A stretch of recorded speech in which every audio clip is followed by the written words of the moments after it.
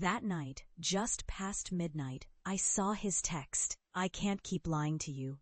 I've been with her for months." My heart plummeted into a pit of despair, instantly shattering the carefully curated life I had built with my husband, Max.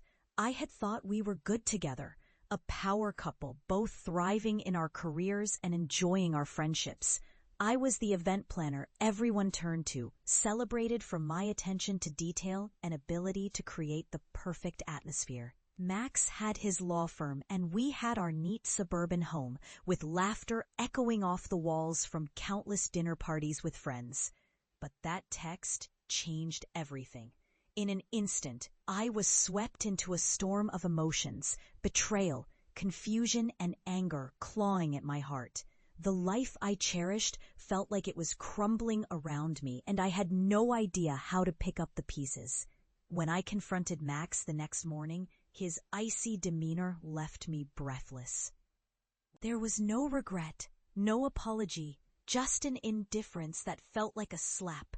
"I'm sorry, but I'm done," he said, as if he was discussing the weather. In that moment, I felt invisible. I was lost in a blizzard of heartbreak. I stumbled through the rest of that day with a hollow ache in my chest, my mind racing in a whirlwind of anger and sadness. In the evenings, I wandered around my empty house, the silence echoing the loneliness I felt deep within. The metallic taste of tears filled my mouth as I walked through the rooms we once shared, the memories taunting me.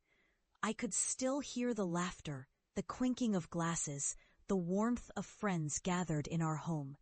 Now I stood alone, feeling like a ghost in my own life. I thought of the friends who would stand by me, yet I felt a strange grip of jealousy over my own heart for having believed in our life together. And then, amidst the confusion, an unexpected thought crossed my mind. What if I took a step back from all of it? What if I finally allowed myself to breathe without Max's shadow looming over me? That's when I decided to turn to my little apartment, ready to embrace a life that was mine alone for the first time in years. As fate would have it, I had a tenant who lived in the small suite above my garage, a young artist named Marcus. He was fresh out of college, and I had rented to him for the summer in exchange for some frequent help around the house.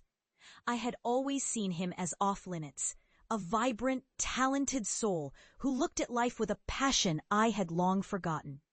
The idea of letting someone into my heart again felt terrifying, yet something about Marcus's presence stirred something deep within me. The first time I heard him painting late into the night, the rhythmic swish of his brush on canvas seemed to break through my fog of despair, calling me back to life. I found myself peeking into his world whenever I could, as he created masterpieces with colors so vivid they seemed to sing. I felt a longing stir within me, a flicker of light breaking the oppressive shadows of grief surrounding my heart. I started to join him in the evenings, a paintbrush in my hand, trying to keep the rhythm he had established. It was innocent, the laughter and subtle exchanges we shared, the way he would tease me gently about my choice of colors. But there was an undeniable undercurrent that pulled us closer together, like gravity. We talked about art, about dreams, and at times about the ache of life.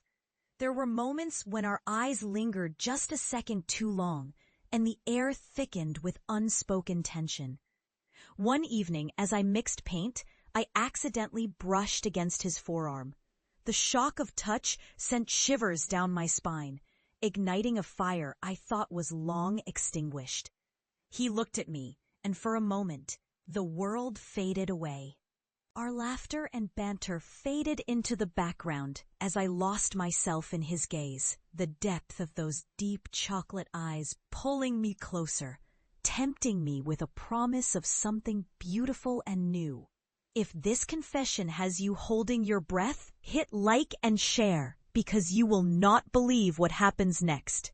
With every moment I spent with Marcus, I felt my heart begin to thaw, to awaken after years of being dormant.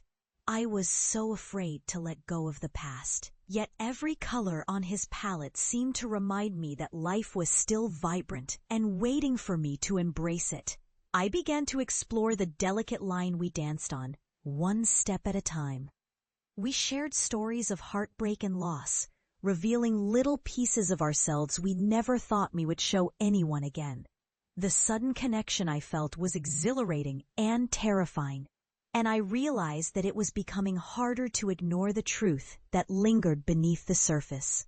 Those stolen glances, the gentle touches, the laughter that felt like a balm to my soul. It became impossible to deny that I was falling for him.